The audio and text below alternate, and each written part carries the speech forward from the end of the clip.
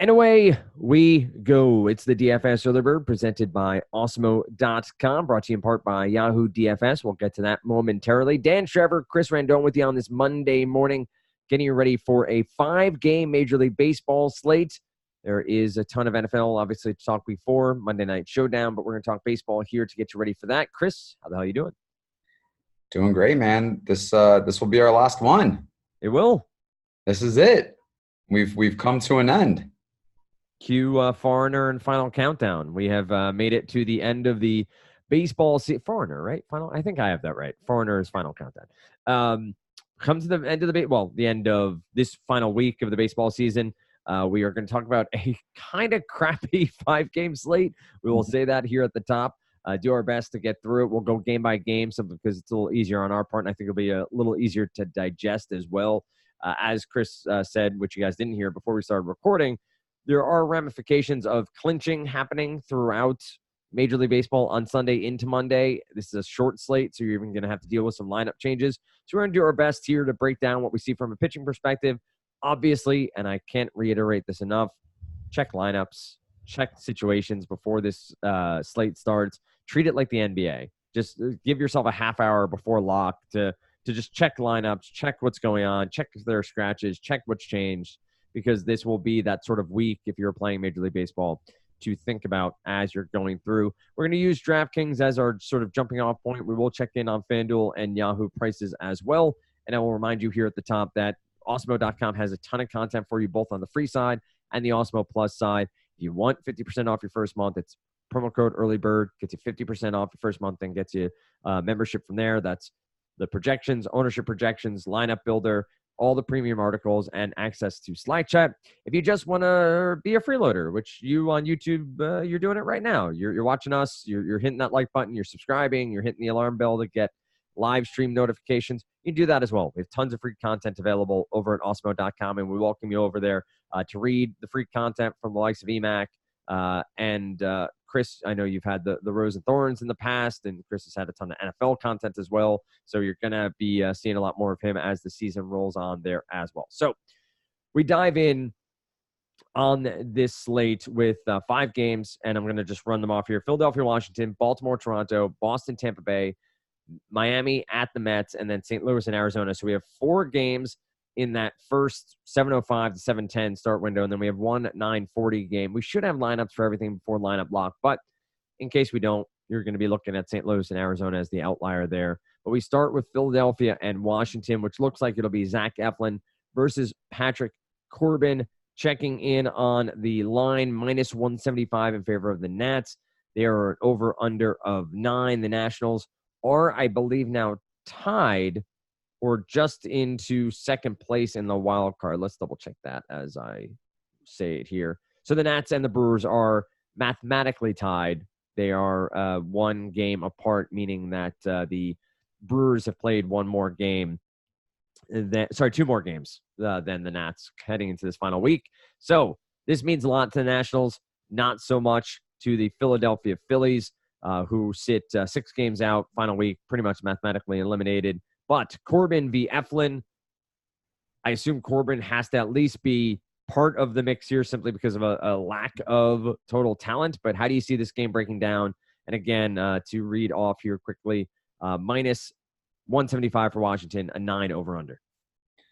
Yeah, I mean, you said it best. You got Washington right now battling for that home field advantage come playoff time for the wild card game against Milwaukee. So definitely a lot of meaning for this game for the Nats. On the Philly side, we might not see some certain bats because, I mean, now that they're completely out of it.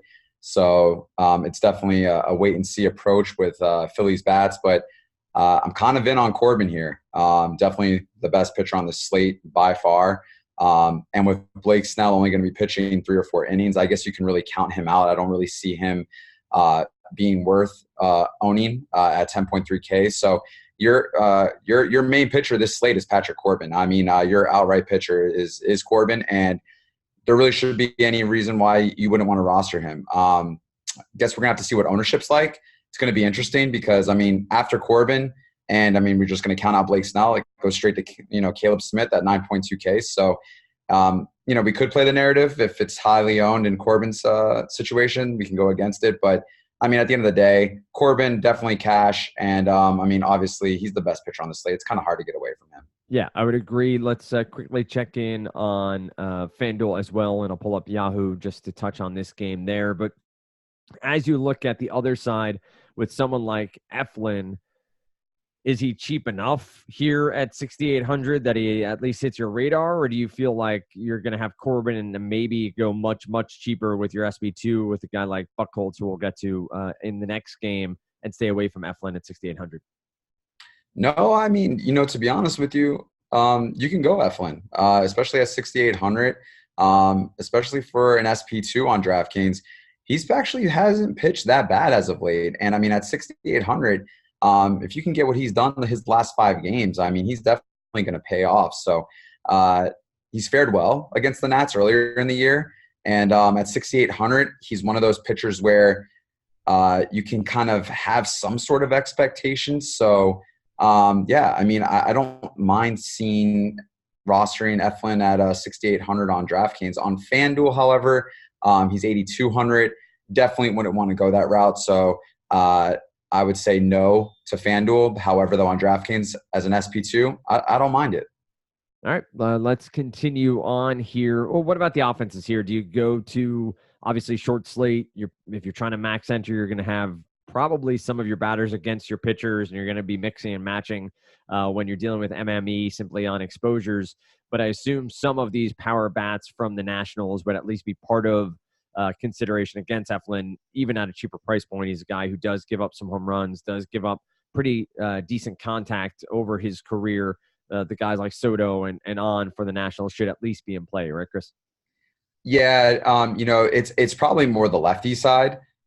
He's given up much more power to the left side of the plate this year, specifically 350 WOBA to lefties and 15 home runs. So, yeah, I mean, I think Juan Soto would definitely you would want to have him be in play as far as the bats is concerned. And then I wouldn't mind maybe say like a Howie Kendrick if he's in the lineup, Matt Adams. So, I mean, these guys, if there's some power bats in there, I don't mind it at all. All right, let's continue on to game number 2 on this slate. Well, let me check in here quickly. Corbin, you mentioned 10-5, Eflin 8-2 on FanDuel. I'll pull up Yahoo momentarily just to get those prices out to everybody as well. So now Baltimore and Toronto, I made mention of Clay Buckholtz. He's at 4,800. You have on the other side different sites saying different things. So it seems as though there may be a opener / long reliever in this one. For the Orioles, I'm seeing Dylan Bundy listed on a couple of different sites. But let's start with Clay Buckholtz and Toronto. Now, Buckholtz has thrown upwards of 80 pitches in his last 4 starts, and he's at upwards of 80 in 6 of his last 10. So we know there's at least some potential for length here from Clay. We know that the Orioles are not necessarily the greatest offense on the planet this year, and one that we have targeted a few different times over to try to get a leg up and maybe save some cash. Do the Orioles provide enough of an upside for Buckholtz? 22.7% K percentage, a WRC plus of 89, ISO of 175. This is all against right-handed pitchers to warrant at least a second look, if not a pretty hard look at $4,800. So, I mean, his last game, he just pitched against the Orioles, and he got rocked. Gave up 2 bombs, 7 earned runs. When he came back from his injury, I believe in August. And so in August and September, and he's pitched about 24 innings since his return. He's given up, I believe, 18 home runs. And I mean, in the month of September alone, he's given up a 447 WOBA. He's struggling against both sides of the plate. But I like the right-handed bats in this Orioles lineup, to be quite honest with you. I mean, they're going into Toronto, and Toronto has been the highest home run rate ballpark this year in the majors. So this might be Clay Buckholtz, the last game of his career, to be quite honest with you. I just think that he's done, in my opinion. There's really nothing left in the tank. And, I like the Orioles bats. I think Mancini, is in play. I think Severino. I think I love Nunez here. Villar. I mean, to be quite honest with you, the Baltimore bats, they've had some power as of late. So I don't mind this. I don't mind this matchup going into going to the Orioles. He's 4,800, and I get it, and I know people will probably roster him just because of that price point. But to be quite honest with you, he doesn't give you really any upside to warrant paying that 4,800. So it's a no-go for me. All right, how about the other side? I'm seeing Bundy listed on FanDuel, seeing Cam Shepard on DK. Over on MLB.com, it looks like they're listing Shepard as the starter. Any interest in, let's call Baltimore TBD, simply on a matchup with the Toronto Blue Jays and potential strikeouts in that lineup? Yeah, I think if Bundy, was starting, I guess I would say that he's definitely in play. So I guess we'll have to wait and see. If Bundy's not in play, I like both bats in this line in this game. I think this is a great game stack. I predict this game to be high production as far as runs is concerned. So if Bundy's in, though, love Bundy. If he's not, definitely Toronto bats are in play. Yeah, just trying to confirm here. MLB.com again has Shepard, as does DK. FanDuel with Bundy listed as the righty starter at 8K for this contest. I agree with you. I think bats are going to be in play no matter what, whoever starts this one, Bundy or not, for Toronto. But even more so, I do think Bundy lends you at least another arm that is potentially interesting on this short slate. For the Rays and the Boston Red Sox, you already spoke a bit about Blake Snell. This is a guy coming off a 26-pitch effort in 2 innings against the Dodgers. It would seem he is due for, have we gotten an exact number of pitches? No, right? We haven't seen an exact number, but assume it's limited duty here between maybe 45 and 55 would, I think, be reasonable perhaps for for Blake Snell. But anything that you are looking at from this game that stands out, or any particular statistics you want to share as we head into Boston and Tampa Bay? Yeah, I mean, they're right now they're trying to ease his workload, and they're going to be clinching a playoff spot, I believe. And so his start tomorrow, they're saying he's expected to cover probably 3 innings, maybe 4, depending upon the pitch count.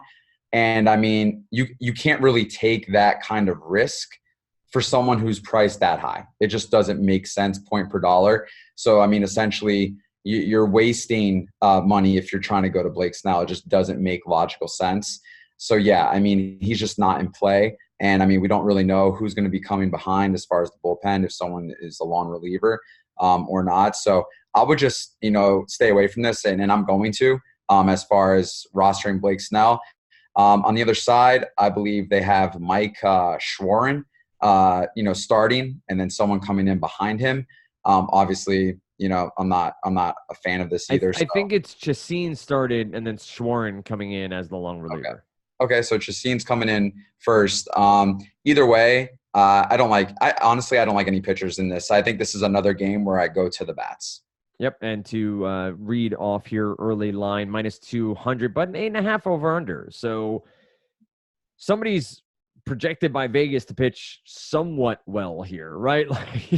I agree with you that there's nothing here that's all that enticing, but Vegas says it's 8.5, and that's a pretty low total. Now, on the day, we have 9 for Phillies and Nats, 9.5 for Orioles, Blue Jays, 8.5 for Red Sox, Rays, 8.5 for Marlins and Mets, and then a 9 for the Cardinals and Diamondbacks, maybe more indicative of offenses than the pitching on this slate.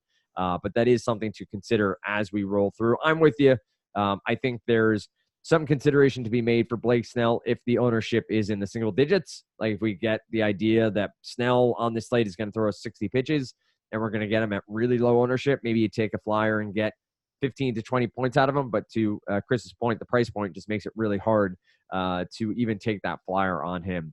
Yeah. And I think roster construction is going to be intriguing. Over on FanDuel, let's check in here. Tampa Bay, 7,500 on FanDuel, and Chastain's 5,500. But I mean, even at 7,500, you would have to think. I mean, you're not going to get that 4-point bonus for getting 6 quality innings, so you can throw that out the window. And then I mean, there's the limitation of if he pitches 3 innings, I mean, how much do you need to really warrant the 7,500 as far as a strikeout production? And he has to limit his runs, so.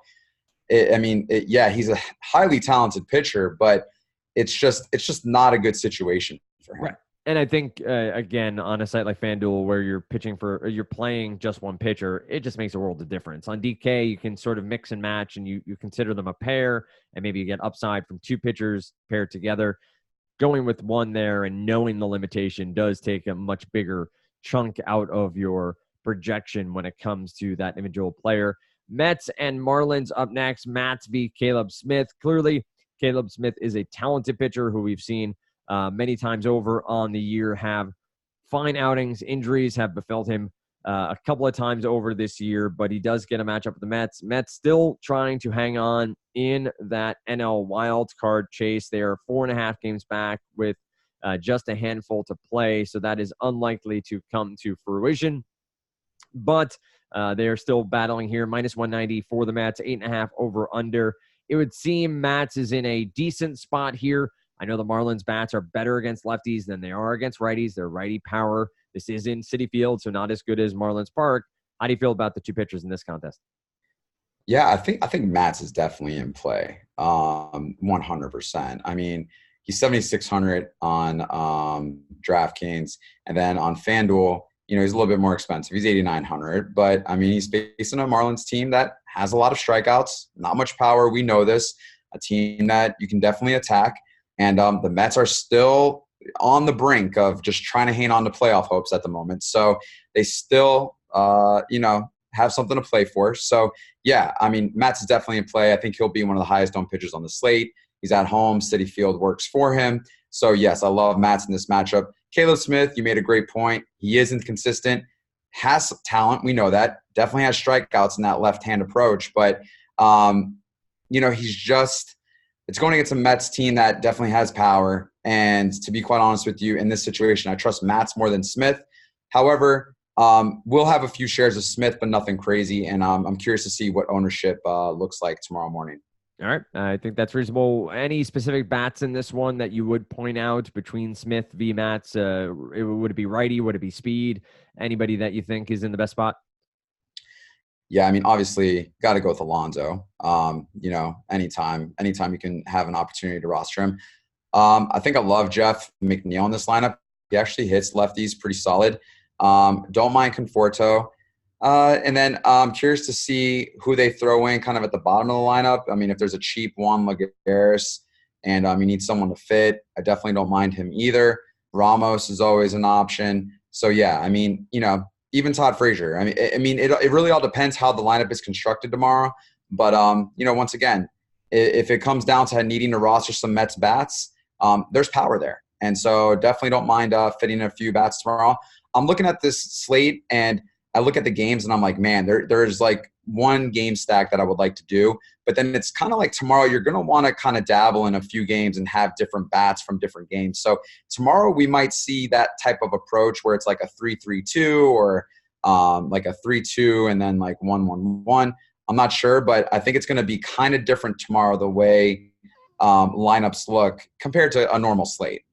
I would agree, and I think that it's going to be one where if you're MMEing, you're going to want to broaden your exposure. If you're single building, you're chasing home runs, and you're not stacking, I think, nearly as much as you might have in the start of the year in the similar state. I think you're chasing the one-offs from the Mets, you're chasing one-offs from the Marlins, you're chasing potential one-offs from the Philadelphia Phillies against. It's going to be a really intriguing build, and I think it's going to be a mess, to be quite honest, when all said and done. But still should be fun. Alex Young, Adam Wainwright is our final matchup of this slate. It is a minus 130 for the Cardinals, 9 over under. This is in Arizona. Last I saw, I think the dome should be closed, but I'll double check that if I can pull it up. If they've announced it as of yet out there in Arizona, 92 and thunderstorms in the area. So I assume definitely the dome would be closed there. But quick thoughts here on Cardinals v. Diamondbacks and Wainwright v. Alex Young. Wainwright, he's been pretty surprising, especially in this last stretch. I mean, they're making a very, very good playoff run right now. And he's been really good, especially in the month of September. I think in September, if I believe, he hasn't given up one home run. He hasn't given up one home run. He's only given up one earned run. He's pitched 27 innings, and he's struck out 14. I mean, he has a 0.33 ERA in the month of September, and he's 4-0. So he's coming on strong here as of late. And they're playing for something right now. So, I like Wainwright here. I don't mind the price either, especially on DraftKings. I mean, he's only 8,100. And I mean, I feel like there's a lot of upside there. And on the other side of the token, I think I like the Cardinals bats tomorrow night. So I'm not sure if I'm a big fan of Alex Young. Definitely a talented young pitcher. However, though, in this matchup, I kind of really like the Cardinals tomorrow night, and they might be one of my highest owned teams. Cardinals on the year, 175 ISO, 98 WRC plus against lefties. But we've talked about the black magic of the Cardinals many times over here on this podcast. And here they are yet again, getting it done, clinching a playoff berth. And they have some righty power in that lineup that could do some damage here to Alex Young. And I'm right there with you. I think the Cardinals are going to be a fun part of building lineups and seeing exactly what you can get. You get Goldschmidt at 4,500. And then you have some of the other pieces in the outfield, like and Ozuna at 45, Fowler, Bader. I know those are lefties, but you get them at cheap as well. So it could be a fun build as you get through the entire lineup. For the Cards, playoffs. I'm actually shocked. Yeah, it's every year. Like, not every year they're in the playoffs, but they do something each year. We're like, oh, they should be 65 and whatever, and then they're 90, and this doesn't make sense. They should not be doing this, but they manage each and every year. I think they sell 5 to 7 children's souls in the St. Louis area every year, and it just keeps building on that from there. Any final thoughts on the slate? I think, one, we have strategy shows, we have all the YouTube content, we have the projections, we have all those things available to you. But any overall thoughts as we went through game by game that stood out, or anything you think you'll be looking more into on Monday as you get your lineups prepared for lock on Monday night? Yeah, just be conscious of the lineups. Don't just think because there's a player that they're actually going to play, because things are changing now. It's the last week. The roster sizes are larger now, from 25-man to 40-man. There's going to be a lot of people that are probably starting this week that you've never heard of, that are coming up from the farm system. So just be aware, be cognizant, and enjoy this last week of baseball, because after that, it's over. It's over, and NBA is not far off. NHL around the corner. NFL in full swing over there at Awesemo.com as well. Find Chris on Twitter, of course, at Chris Randone. Myself, at Dan Strafford. Of course, it's Awesemo_com for the parent mothership, whatever word you want to use there. Also follow Awesemo NFL, Awesemo MLB. I will say we're constantly giving away subs over there. So follow them. If you want to try to get in for free at Awesemo.com, that is your best way to do that. Or bribe EMAC if you just want to send EMAC some sort of message. That could possibly work as well. With that said, tomorrow morning you get EMAC, you get Adam, potentially me. EMAC and I have to figure out our Monday schedule for the DFS Early Bird. Tons of content for free over on YouTube. Tons of content behind the paywall. Join us, Awesemo Plus, with that promo code EARLYBIRD, 50% off your first month. With all that said, best of luck on Monday's MLB slate. We'll see you next time right here on the DFS Early Bird, presented by Awesemo.com.